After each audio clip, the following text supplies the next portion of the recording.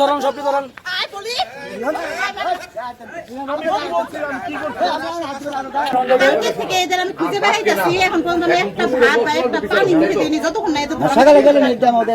আমি যে ছেলেটাকে কলার ধরে নিয়ে আসছি সে ছিল ফার্স্ট টাইম সে গেছে 3 বার সে গেছে সেই গ্যাংটা সেই প্ল্যানিং করেছিল প্রথম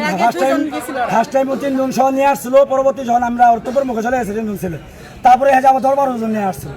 পরে এরা 10-12 জন আসে বরাবর আমার সাথে সিভিল করার চেষ্টা করছিল পরে আমি আবার অর্থপর মুখে ফেলে ওদেরকে বিদায় করে দিয়েছি আমি যাওয়ার পর 20-22 জন আসছে এসে আমার সাথে অশ্লীল